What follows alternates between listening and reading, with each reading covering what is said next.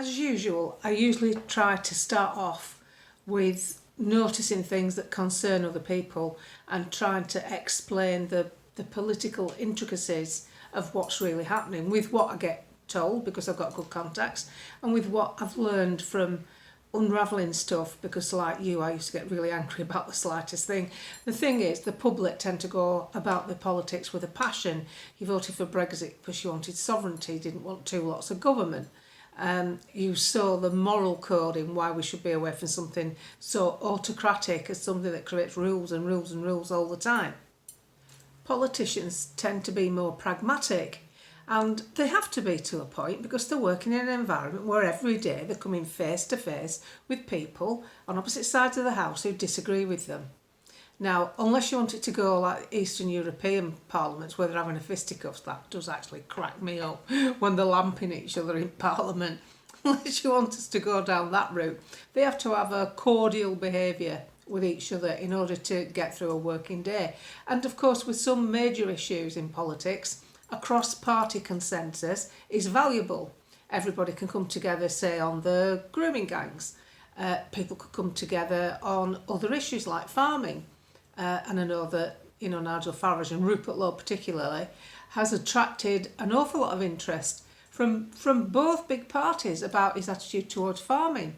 But you don't get to see all that. You only get shown what the cameras allow and what the mainstream media allows you to see. And of course, those who follow it on Twitter and Facebook. And I totally recognise that whilst I really enjoy listening to what Rupert Lowe says, a lot of what he's asking for can never be implemented. And that is because of how the country is, not necessarily the Parliament. The Parliament's a big part of it. We have to face the fact that this country is already pretty left-wing. You can't get away from it. It's everywhere. It's in the police, it's in Parliament, it's in the fire service, it's in big corporations, it's in the NHS, and it's in the universities, it's in the schools, it's in every area of life, the planning departments. It's already very left-wing. So bearing in mind, I do believe that Nigel Farage is a very good strategist, like planning things. I think he sees this. And unfortunately, there's so many people he needs to win over to vote for him to make any change at all. Those that think everything's okay, like it is, have to be considered to get them to come over and vote for him. What he's offering isn't a phoenix rising from the ashes. It isn't a sweeping right-wing movement like everybody anticipates. Although I think reading my thread on here, a lot of you see the common sense in what's going on. This is not going to dramatically change things. This is damage limitation now, because we are that far down the road, after decades of apathy. If you want to blame anyone, it's no good blaming Nigel Farage or Reform. Blame everybody who hasn't taken any notice of politics, and blame everybody who readily accepted tyranny during this last 3 years. Millions of them. We, the ones that rejected it, the ones that didn't join in the rollout, the ones that didn't see the sense in that, we're a minority. We're 5 million people, I'd say, at a guess. About 5 million out of 67. Take away the kids. They'll do what the parents tell them. They've got 4 million votes in the last election of Reform. That's the right wing voted. That's those yakety yak ones. That's those mouthy ones. That's those anti-lockdown, whatever. They've all voted. That's where we sit in that number there. To win an election, he needs at least another 10 million. That's what he will need. And that 10 million has to come out of people like Charlie Mullins. Charlie Mullins I'm going to use as a shining example of how people who readily accepted everything, in fact he went worse, he pushed it, can turn. Because all of a sudden, now what's being pushed, he doesn't like it. And he's got nowhere to go because he is pro-Remain. He was pro-everything you could have bloody done to you during the last 3 years. And he didn't hold back in saying it. He threatened to sack people. But looking behind the scenes, if you looked at what happened to Charlie Mullins, and these aren't excuses, this is pragmatic stuff. Charlie Mullins has a business heavily employed by Eastern Europeans who are cheaper to employ than regular people. That's why he likes the EU. It's good for his business. He's grown his business probably on the back of that. He's made a lot of money. He likes going on the telly. It's pretty trendy for a 75-year-old. Gets called Rod Stewart and stuff. Charlie was suffering from the fact that during this last 3 years, which is a difficult topic this on here, people started cancelling plumbing jobs because the media terrified them, thinking that people who hadn't joined in the rollout could kill them. That's what went on. So they couldn't get in houses to do jobs because, oh no, we want to make sure you're safe because we know what's happening. We're all going to die. So to avoid that, to save his business, he told his workers, you'll have to have it or you're sacked. He made no bones about it. Now what Charlie doesn't know, some of them faked it. Because some of them told me. So they went back to Charlie, said, yeah, I've joined in, yeah, I've had it done, blah, blah, blah. And people always find a way around when people are being pressurised into something. Anyway, that's how I see Charlie Mullins. That's what he did. Those were his reasonings. Now he wants to be, he feels so strongly about Keir Starmer, he's prepared to stand as a Reform MP, which absolutely makes me crack up, because he still would vote to stay in the European Union, because he's looking after his own arse, because he wants that free movement of cheap labour. There might be other reasons. But at the end of the day, imagine there's 10 million Charlie Mullins. Not as bad as him, because there's a lot of people just went about the business. Dave's friends at his golf club, people I know, every single person on my sodding friends list, 1,000 people that I know from real life, all joined in, got this, did that, never questioned it, managed not to fall out with me. But I'm looking at them thinking, nose your head. But I haven't fallen out with them. They're entitled to the choice and they made it. They're just not entitled to push me down that road. They're just not entitled to tell me I'm a bloody idiot because I didn't. No, I'm not the idiot. I'm sitting here with no worries. I'm not sat here worrying about what's going on inside my body because there's something I decided to do, am I? I've just got the rest of the bloody crap going on that life throws at you. So Charlie Mullins suddenly wants to come to Reform, so much so that he's prepared to stand as a candidate. The benefits to a man like that turning round and relying on Reform to change his country is profound. It's profound. I know the knee-jerk reaction is, well, I can't vote for Reform if they have Charlie Mullins on because of what he said about during the last 3 years. I haven't got over what he said about Brexit. I've called him hell to burn on Twitter and Facebook. Ripped him a new one. Thinking, about Brexit mainly, because he bad-mouthed us and he was bloody talking to Burko. Not much news from him, is there? But I see this, I roll with the punches with politics. I don't make it personal. There's absolutely no point. Because if you're going to make it personal, you're going to be sat here till you're blue in the face, finding something someone said who you thought was all right that you can't support any longer because they said that or because they did this. And Charlie Mullins coming over to Reform is a double-edged sword. It will lose some people who will never forgive him. I call them puritists. It's like these people that, with the rollout that joined in and had adverse things happening to them. You know what I'm talking about. At the end of the day, you did it. You still joined in. You didn't take a step back and not do it. For whatever reasons, you probably didn't see the fear or you were frightened to death. That's usually what happens. So you made your choice. So if Charlie Mullins wants to regurgitate his position and suddenly back a party that will never ever back being in the EU, that's one thing for sure, and would never dream of rolling out because, Tice, they've had a word with Tice. Come on. Of course they have. Reel your bloody neck in political speak, because you got it wrong. And the more that time goes on, the more wrong they will appear. So the less likely they are to even get involved in anything like that. That'll do me. So I see Charlie as a double-edged sword. Let him come over. Let him come over to Reform. Oh, how sweet is that? A man who banged on about Brexit is having to rely on a Brexit-orientated party to change his bloody country. Result. That's how I see it. every time he gets mentioned, instead of having a go at him, I go bring him on.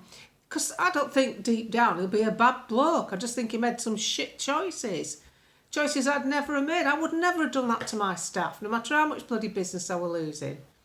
But then again, the real culprits here are the government and the media. Those are your enemies. Charlie Mullins is just a bloke trying to keep his business going. Like people, whatever decision they made during these last 3 years, they thought they were making the best one. And we haven't got to let that slide away from what we need. We need change. It's only coming from reform. It's too late in the day to start anything else. And the setup of reform's irrelevant to the public. What amuses me if he does stand. I can't wait for him to get round constituency. He decides to stand in, can you? That should be very interesting. So I'm not losing any sleep. I'm not a puritist. I'm not puritanical. People made decisions during lockdown. I made mine. You made yours. I don't really care whether you joined in or you didn't with the rollout. What I'm bothered about is you don't force me to join in with it. And he can't go to the polls, can he? He can't stand as a candidate on that. So that's him. He'll have to now, he'll have to toe the bloody line, won't he? The party line, which, as I know with Nigel, is body autonomy. And I forget the hiccups in the past with Tice, it's body autonomy. That's it. So, as far as I can see, having Charlie Mullins on board can be utilised to a massive political advantage. Now, if you can't see that because you're so bloody angry over the last few years, then you have to take that anger with you and put your vote wherever the hell you want, but don't expect your country to change. I can't wait for him to go campaigning, me. I can't wait for him to have to go knocking on doors to get a vote. I'd actually bloody leaflet drop for the sake of that. I wouldn't, because I'd have to wear my tubey grips. But you know what I'm saying? There's no point. I don't think there's any point at all getting all revved up about Charlie Mullins. And what you've got to remember is Reform haven't set up to unite the right. They've set up to win the general election. And that isn't about uniting the right. As I keep saying, the right's already voted. We got it to 4 million. That includes the 97 places where Reform came second. Those voting numbers are in that figure. So that's the best we can do. The agitated ones, the ones that are on social media, the me, the you, they're in that voting number. We got it to 4 million. He needs to get it to 10. Where are the 10 going to come from? The Tommy Robinson supporters, the die-hard Tommy Robinson supporters, are going to split that vote already. They're already walking away from Reform. And then you wonder why Nigel has a setup with his party where people can't just join in and change it. Imagine if they joined in now with all their indignation about the way he's spoken about Tommy. And I'm not saying I agree with the way he's spoken about Tommy. Just shut up about it. Just stop asking me questions in the media, and Nigel have the common sense to knock it on the head like he did in that outtake that I saw. Can we talk about something else? Roll your eyes. Show them how inept they are at journalism. Roll your eyes. This again. Can we talk about something else?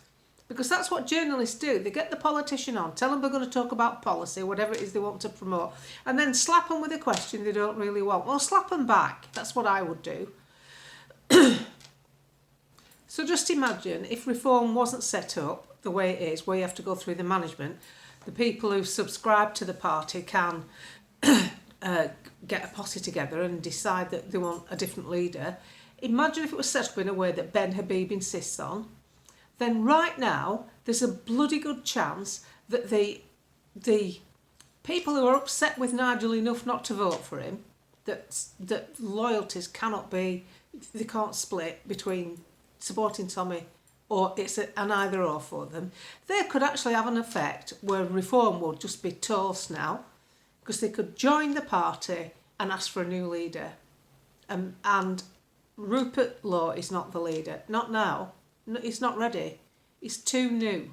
A lot of the things in Parliament that he's saying that you like to hear wouldn't get... They just make mincemeat of him without Nigel Farage being at the head of the game. It's a sensible tactic. please don't think that it's nothing to do with uniting the right. The right's a spent force. You're not going to grow into a massive right-wing movement. We're already here. We're as big as we're ever going to be. Brexit sorted us out, and then half the people that voted for Brexit are sat there waiting to roll the sleeve up again, don't forget. Loads of them that supported me with Brexit were keen and just believed the government and would do anything they said. It completely knocked me for six how gullible people were. And those people are still out there. So the right has shown this is I'll call it the belligerent right, the ones that take into social media, your podcasters, your people, getting you to watch the podcasts. They've already voted. That's as strong as we can be. For Nigel to go anyway needs to be bigger than that. And that number will come from the middle ground. And the middle ground includes people like Charlie Mullins. I also took the trouble after a follower. I said, June, can you watch this video and tell me what you think? I thought, well, I've just put my tea on. And you can't hear when cooker was going in that. So I had to wait a bit. And I watched it. It's Paul. I really like Paul. Paul Thorpe. But he's stuck in this unite the right thought process. That's how he sees his politics. And I'm not condemning it. That's how he sees it. And he does really good stuff. And he's a caring individual. And his heart is with Tommy. And he had Gerard Batten on yesterday. So I watched it because I quite like Gerard Batten. I think he's a pretty sensible fella. And to be fair, he did make the point that he's not in politics anymore. But obviously he knows a lot about these people. He's been around them in the European Union. He knows what makes them tick and all the rest of it. And he doesn't trust Nigel. He clearly thinks that Nigel's going to be too lame, not strong enough. But again, I ask what you're actually thinking, because he mentioned some setups about UKIP and what happened with it. I'm not really interested in how a party that could have gone on to greater things failed. There are a lot of things that made that up, and it's pointless discussing it. People don't usually sit down and discuss, how many times have our own governments failed? Thalidomide was a failure. Your doctor's failure. There's loads of things failure. So the way I see it, it's down to choices. And the choice is this. It's reform or nothing. It's reform or nothing, no matter how bad it is. And Nigel will curry a crowd. He'll get them on board because he's a known face. You cannot grow something as big as it needs to grow to change things, because your country's already left wing. We're lost. This is us thinking, hey, hang on a minute. I thought it were all over. No, it isn't. We've got a chance. That's what I see. Starmer is the last. He's the last piece in the jigsaw. And if we hadn't woken up, but I'm just glad we've got him as bad as he is, because that's waking a load of people up. Even people that took any notice of my politics, I said, June, how do we go forward? And I could slap them with a fish. I said, well, why didn't you just bloody listen for a bit? 2 years earlier, why didn't you just give it a go? Don't you think I get annoyed with the way I've been treated? Called a bloody idiot by people that like me. Well, you're just a crackpot conspiracy theorist. Am I? Oh, guess what? I'm not going to the doctors waiting for blood thinners. Funny that, isn't it? Crackpot conspiracy theories. Where's that tinfoil at? Jesus Christ, that seems to have protected me. So believe me, we've all got our things that make us annoyed. But you can't carry that on. Well, you can if you want to, and if you do, that's fine. But I'm trying to show you a way out. And the way out is damage limitation through reform. And see what comes after they get to power. They're the only one that's putting anything in place that can handle the civil service. That's the biggie. Not whether or not it's democratised as a party. I couldn't give a flying fart about that. I really couldn't. That's just nitpicking. A pointless nitpick. I don't really care whether Nigel makes any money. Currently, growing isn't going to make any bloody money. It's going to cost way too much. And the last thing that they would want as a party is to have a party that could be picked to pieces by people who aren't happy with the way they're going, bearing in mind they're only 5 seats into a parliament. They're nowhere. Understand that. They're nowhere. They're not a power base. And until they build branches up, until they get a better structure that cannot be infiltrated, it's called entryism. Look it up. Google it. They're susceptible to it right now. And I said that I'm no yes man, and I'm not. And if you saw my video the other day before yesterday on Twitter and YouTube where I say about how their attitudes were with the rollout, you know, I sit there and I actually name a few MPs, and I name Lee Anderson and I name Richard Tice, and I just put, keep it short, button it. You didn't know enough about what you were recommending to recommend it. That's the trouble. You didn't know enough about it and you came out confident with all the, right, you know, people like me are conspiracy theorists and anti this, that and the other. No, we weren't. We were cautious. We were cautious. That's it. That's our crime. Oh, let's see how this rolls out. I wasn't happy enough to join in. What's your problem? So, and let's face it, MPs weren't happy enough to join in, because when it came for the third section of it, they didn't take it. So I'm no yes man. I'm not here because, oh, she's, you know, these idiots say on threads about, oh, she's dumbstruck with Nigel Farage. Grow up. Grow up. I'm 67. No bugger would drum strike me, or whatever you want to call it. I just look at what's going on, work out what I need for my own nest, like what's going to help it, me and Dave, my dogs, my stepdaughter. You know, I want that sorting out first. How will I have a better life? And I see me having a better life with a reform government. I don't see me having a better life with the Labour government. And I don't think the Tories are up to it. They're too fragmented. So hopefully, if you think of the Tories, they're a melee of everything. Lib Dems, Conservatives. Tories are different to Conservatives. They're nothing like a small C Conservative. They're just protectionists for their own party and their own ends. Not very nice people. In fact, mercenary. We don't want them. I don't want to see Jeremy Hunt in reform, and if I did, I'd kick off. I'd be screaming from the rooftops, what the hell's he doing in reform? But if I saw Suella Braverman, I'd be more than happy, because she's took a load of flack trying to be Conservative. So yeah, Nigel Farage is going to pick up some Conservatives. I don't have a problem with that. I don't have a problem, and if that's a problem for you, then you probably have a problem with me. But I will keep doing what I do, because I think it's common sense. That's all. You're not getting it. It's not about uniting the right. The right's as united as it can ever be. And it's about creating this interest in politics from people who haven't took any notice. They need to be upset enough to take a gamble with Nigel Farage. They need to think, well, I never expected this. And that includes, unfortunately, a lot of Remain voters. I'm in a WhatsApp group, there's a bloody load of them, about 100 of them, and they're all talking about Charlie Mullins, you know, and going on about it. And how, well, that's it, you know, reform's done it for me. And I thought, are you really that bloody small-minded? You're supposed to be movers and shakers here. You're supposed to be ones in the know, you know. You're ones with big followings. And you're going to let that crush you. Half of you voted to bloody Remain. I haven't said a wrong word to them. They didn't wake up till they got locked down. I didn't turn around and say, well, I can't work with you in this WhatsApp group because you didn't even realise just how far down the pan we were going and the EU was taking us there. I haven't said anything like that. I just look at the fact that, oh, well, they didn't wake up till then. They've woke up now. That'll do me. Let's move on. That's how I work it.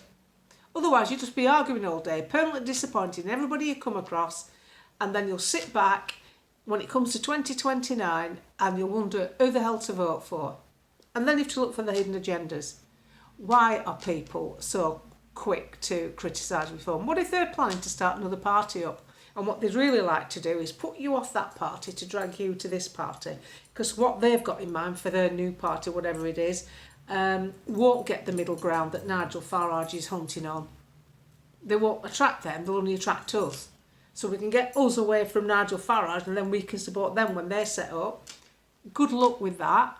Good luck with that, and see how many people recognise you outside a supermarket. That's what I think. And I'm just trying to be sensible. You don't have to listen, you don't have to agree, And if you're locked into a loyalty that means you can't support Nigel Farage, I'm not bothered. That's your choice in your life. I'm not so... Tommy Robinson shouldn't be in jail. Tommy Robinson shouldn't be in solitary confinement. And he shouldn't have been treated as harshly as he has. But as we keep saying, everything I've said before, the country is left-wing. We're already left-wing.